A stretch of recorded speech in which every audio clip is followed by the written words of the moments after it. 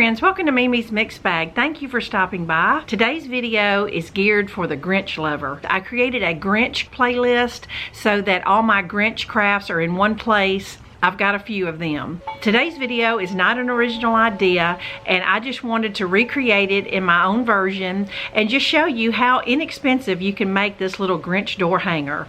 A lot of the supplies you can just use what you've got. If you don't have red felt, use red fabric. If you don't have a big red bell, you could just use a red ornament, things like that. So I'm going to show you the supplies I'm using and how quick and easy it is to put it together.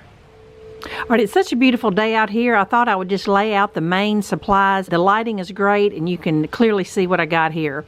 Now I'm going to insert a couple pictures here of just some inspiration pics that I found of different versions of this. We're going to be making one Grinch arm, and his arm can be made of a variety of things. A piece of wood, which that would be your heaviest option. That would be my least favorite. You could use a piece of chipboard, or I've even seen it done using a Dollar Tree candy cane wreath form. That's another good option.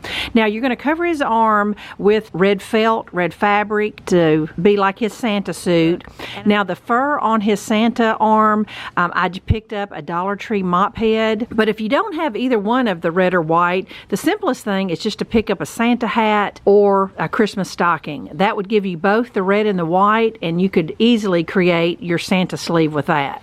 Now you're going to need some kind of hanger. I just happen to have this animal print lime green that will look great with the Grinch theme. Now as far as gloves, I knew I was going to be making this, so I had time to go ahead and order some lime green gloves from Temu or Shein. I'm not sure which one I got them from, but they came in and they were the perfect size, but just the wrong color. They're more of the safety yellow. So I did like the old school Easter egg trick and just soaked them in some green food coloring and vinegar.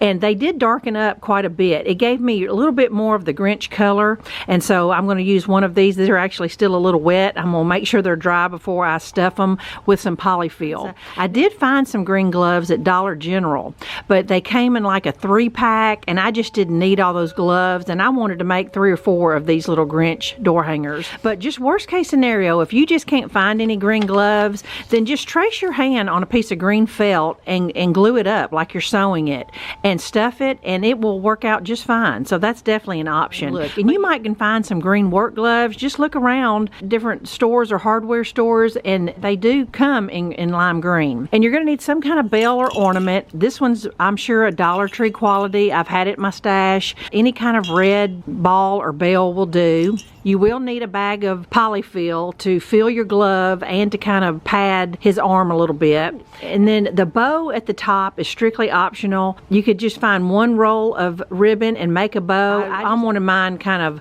of whimsical looking. So I'm going to take you to my craft room and show you how easy this is to glue together. You could even make your sleeve a little rounded if you wanted it to look more like an elbow or something like that. But I'm just going to keep it simple and make it rectangle.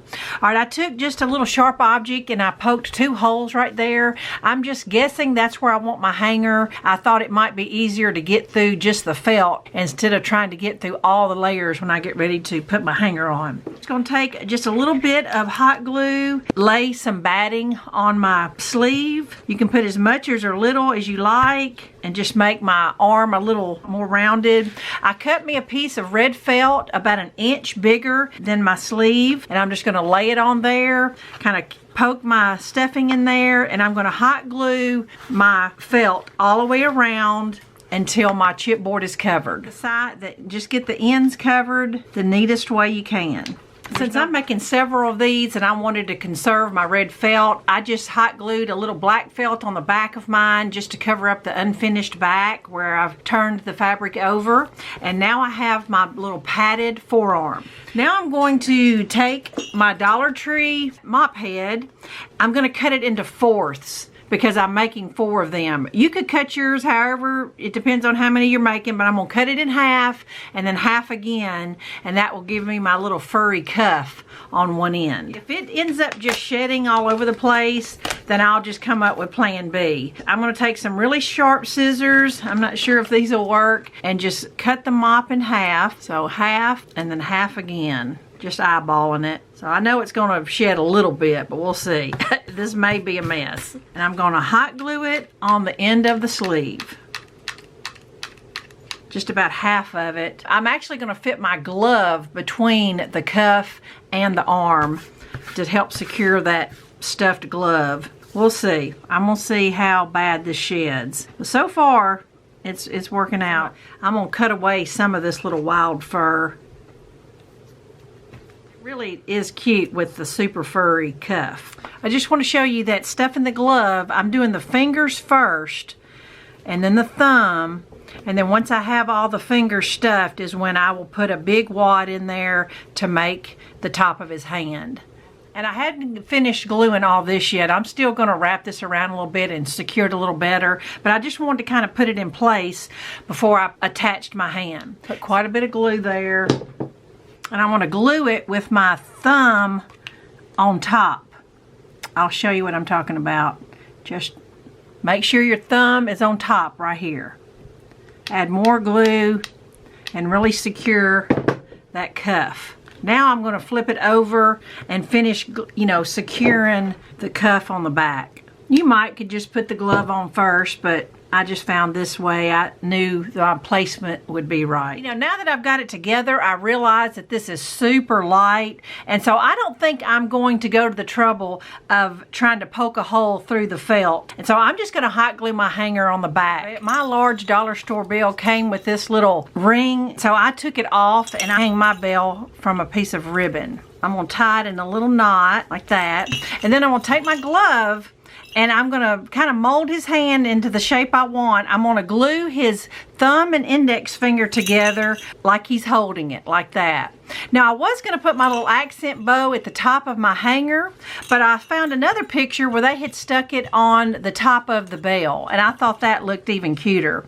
So I'm just going to glue my bell in place and my accent bow, and then I'll hang it up and show you what it looks like. Alright, I got my glove attached and the ornament, but I wanted to come back on here and show you something that I had to do. Once I started doing a little practice hanging, I realized that my glove did not have the strength it needed. It was just a floppy hand. I did very neatly. I just took a tongue depressor and painted it green for support. Now I think my next ones, I will probably put my tongue depressor in the glove. But with my first one, you learn from your mistakes. I just wanted to show you how I was able to get the strength of my glove to hang correctly. And I'm just going to show you real quick how I make a scrappy bow. I've made these bows for years. You take 8 or 10 pieces, whatever you got, and just make a big X. Just layer your ribbon. I think that's 6 pieces, sparkly white on top. Kind of cinch it in the center. Tie another little piece around it. I call it a scrappy bow because I never throw away a piece of ribbon that's at least 6 inches because I can add it to one of these little bows. I may trim it up, just depends on the size of it against the top of the bell. But let me attach the bow, hang it up, and now I can show you what it looks like. All right, friends, got my little Grinch hand door hanger finished, and let me just share with you a few do's and don'ts and what I did differently. This one was certainly a learning curve, and I changed it several times along the way, and I want your first attempt to be successful. I originally glued the hanger down here and I moved it up here, and I really think it needs just to be a loop of ribbon where it will hang exactly like you want it to. Now, as far as the Dollar Tree mop head, it definitely shed the first initial cut, but once the loose little fuzzies got out of the way, it really didn't shed anymore, and it just, that fluffy cuff just really makes it. The glove, once I stuffed it and got it attached, it took way more support than I thought it did. Next time I'll probably even put some pipe cleaners in the hands where you maybe can mold the hands like you want it to, and even put 1 or 2 tongue depressors in the palm area of the glove. Me gluing that one on the back has worked. It definitely needs more support. The bell and bow is super cute. I love the bow on top of the bell, and I don't think there's any question that it's the Grinch hand. Anybody that's a Grinch fan will totally get it. But I hope you enjoyed this project. Super fun. In 15 minutes with a glue gun, you can have yourself this cute Grinch door hanger. Thanks so much for watching. I'll be back in a few days with something fun to share. Bye-bye.